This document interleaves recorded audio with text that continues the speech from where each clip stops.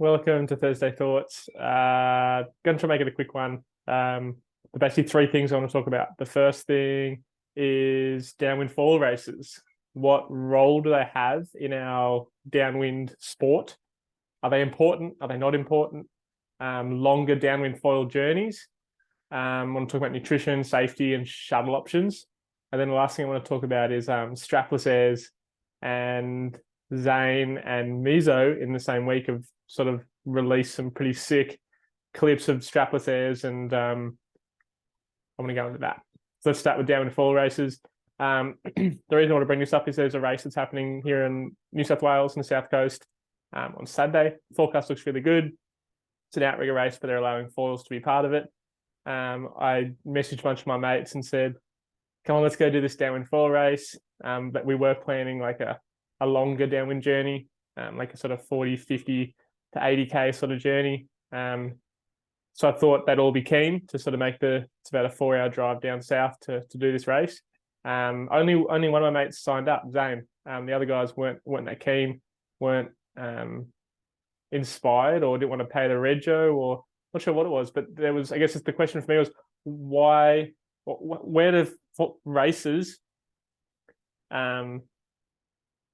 where do they sit in our sport, or in foiling? Are they important? Do we need them? Do they increase camaraderie? Do you meet more people? Do you get more crew, or do you just want to stick to your own crew and make your videos? And I guess to me, I guess it's a question of, do we want to race? Do we want to surf? Is it important to win a race? Do you want to enter a race and just surf? Don't know. For me, I like the competition, I guess. I'm a competitive person, and I like testing myself against someone else who, like, we're both going for the same goal. Sometimes when you go for just a surf or a downwind foil, one person is going for turns, the other person's going for speed, and it's kind of like, oh, you don't know if they're foxing or not. You don't know if they're actually going for it.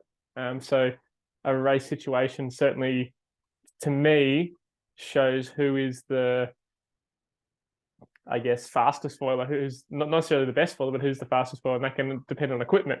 It can depend on the line you take. It can depend on your own skill set, how well you are paddling up, all these things. But I'm really excited to have another race with Zane this weekend. We had a good race over in WA, and I think it's going to be another cracker.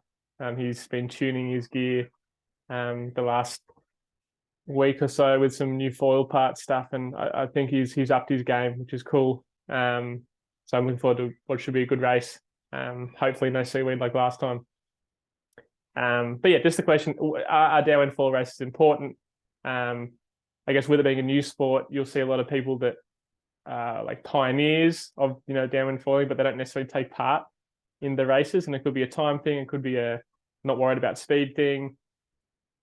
Personally, I think the more people get around it, the more it will grow, because otherwise just pockets of people doing something, and group runs are good too, but I think a race is a group run with everyone trying to go as fast as they can, and testing themselves, I guess. Obviously, Molokai Tawahi, I like races. So I just question why others don't. And obviously, the entry fee is obviously a factor, but I think for me, supporting someone who is putting on a race is important too. So I want races to stick around, so I'm happy to pay the entry fees. But yeah, little blurb, a little ramble on that races. Hopefully, I see more people getting into the races, and it's not being be all and end all, but I think it's a cool addition to downwind foiling. Okay, the next thing I want to talk about is longer downwind journeys and nutrition and safety, and then the shuttles. Let's start with nutrition. So basically, my general rule is anything under an hour to an hour and a half, you can get away with nothing. You can just go with, whatever you normally wear. Over an hour to an hour and a half, 2 hours, I start thinking about water, electrolytes, carbohydrates. So general rule, if I'm 80 kilos, I need 80 grams of carbs per hour. Pretty loose rule, but it's a good one. Maybe a little bit overdoing it, but I prefer to overdo it than underdo it. Carbs can be in muesli bars, foods, fruit. There's you can get this maltodextrin carbohydrate powder you can put in your water so you can drink it. Seems to take your bars out of the thing. So when I was paddling on a stand up, holding the paddle in 2 hands to go the whole time, the water carbs was really good. But for foiling, because we're only like, you don't really need your paddle once you're up, you're paddling with your legs basically. I was eating muesli bars and porridge was one of the things, full of carbs, and like a buckwheat porridge full of carbohydrates, and just sort of sucking it in, and it's a really good one. Electrolytes really important too, so salts, and that makes you hold the water, you don't cramp up. So that's a little one on nutrition.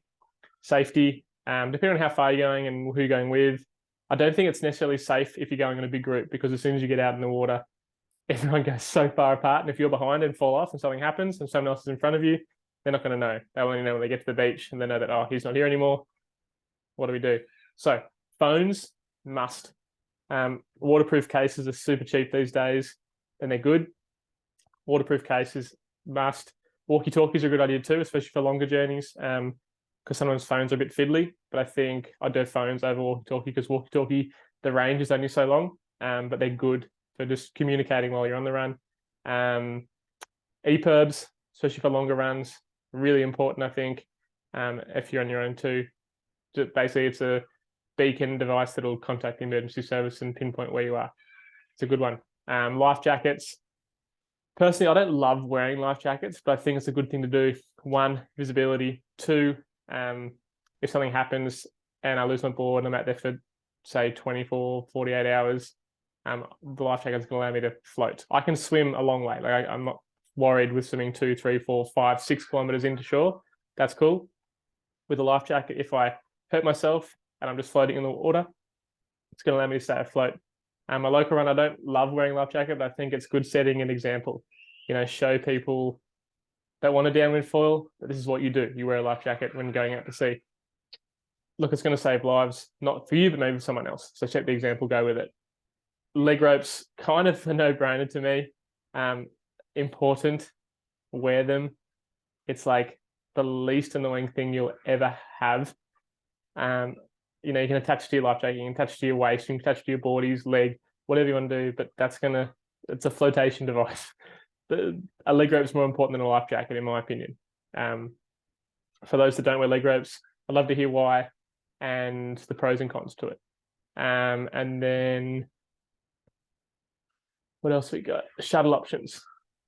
Shuttle options are hard to come by. I got a beautiful wife that drives me up and down the coast. Sometimes like-minded foilers will drop a car at the bottom and then drive up. Public transport's a good one too. Buses, trains, they work pretty well. Paying a mate to drive you, few people have done. Carpooling, like someone who's driving down one way, you can jump in with them. Trickier to organise, but there's plenty of options for creative options. Uber, just public transport basically. Taxis, plenty of bikes, dropping your car, riding you back up to the start. Good one. Bit harder for the longer downwind journeys, but yeah, just ideas for downwind shuttles. All right, my son's just woken up, but we're going to quickly look at Zane's there. So here he is. And I'm going to draw on this. I'm just going to wait till it gets to the point. Let me just zoom in a little. Yeah, this is good. This is his section. Boost, grab, 2 hands, foils flat. He's centered over the board, lands it, sticks it through the white water. On a small foil, he can land it. Doesn't get bucked off. Super cool. Okay, we're going to watch another one. Here it is here. It's the same one. See how he's centered. He's aiming for this steep part. Heaps of speed running at it. Basically goes to breach, and he breaches through the wave. So sick. And he's super balanced over the board, grabs it. He's actually backfoots over it. So he's really launched forward to get the nose down for landing. Grabs it, going, lands it. So sick, Zane. I've seen him do this from behind, but never on film and never from in front. Lands it. And this is tricky. Like it looks like not that easy a landing, but because he's using a small foil, the Lift Surf 100, he basically has the ability to not get bucked off. He's landing square on his board, gets forward, leaning on it, sort of on the back of it, and he rides out of it. Watch it one more time in full speed. Sets it up, nice little, and then boom, lands it. So sick, well done, Zane. And Mizo did another one like this before, but I'm not going to go through that now. Thanks everyone for tuning in. Thursday Thoughts. If you want to hear more, I do Talk Back Tuesday. You can upload your own videos like I just went through with Zane, talk through what went wrong, what went right. Talk Back Tuesdays, part of the Coach Casey Club. Check it out at caseyaus.com, caseyoz.com, or just Google search Coach Casey Club and it'll come up. I'd love to have you on board. And yeah, let me know your thoughts. What do you think of the races? What do you think of the longer downwind journeys, safety, nutrition stuff, and shuttles? And how cool was Zane's strapless air? Good one, guys. Thanks. See you next week.